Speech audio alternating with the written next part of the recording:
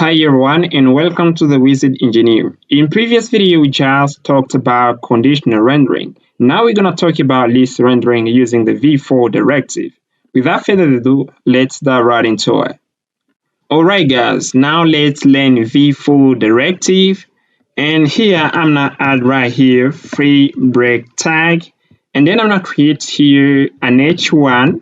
I'm going to pass here an h1 tag. I'm gonna say list of posts, and because right under this tag I'm gonna display a list of posts. Here I'm gonna create here an array. It's going to be a list of posts. I'm gonna say post 1, post 2, and then post 3.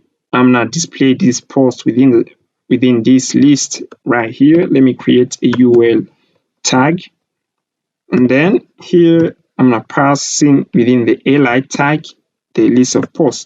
I'm gonna use the v-for directive, and then I'm gonna say post array, and then right here you can see we are getting an error because we doesn't pass a key.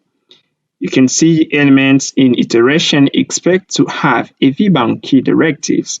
But if you are using a v-for directive, you should use also the key. You should pass the key.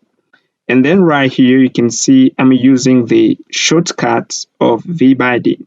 We can use the semicolon, or we can use the v-bound directive. V-bound, like this, like we learned in the previous video. V-bound, and then we need to pass a key. A key, it is going to be a post. And then right here, I'm gonna display the post. If you go within the browser, let's see what we get in the browser. Yeah, you can see we got a list of posts. And guys, you can see this tool right here that I'm moving within my browser. It is a Vue dev tools. I'm gonna explain it to you later on. Right now, we're gonna continue. It is a Vue dev tool. You can see I'm moving. You should probably get it too in your browser. Now here, let me continue. Now I'm gonna create a second array. It is going to be an array of users, and then right here I'm gonna pass here a key user. I'm gonna say it is going to be a number. I'm gonna pass here 1. It is going to have a name. I'm gonna pass here Isaac, and the email isaac@gmail.com. But also I need to create another user. Yeah, here it is going to be ID2. I'm gonna pass here John, and here john@gmail.com. And then right now I need to display to this array of user using the v-for directive.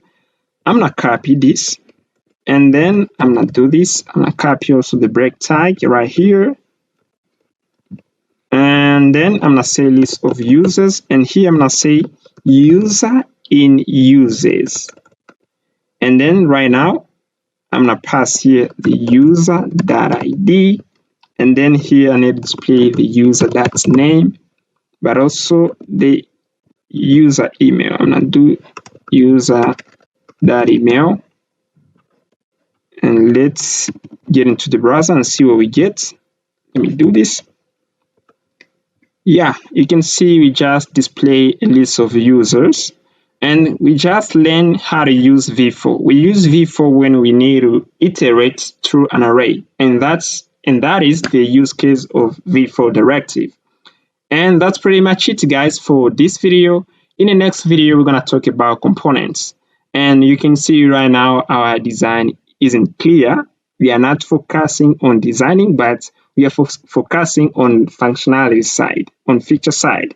I see you in the next video, and thanks for watching.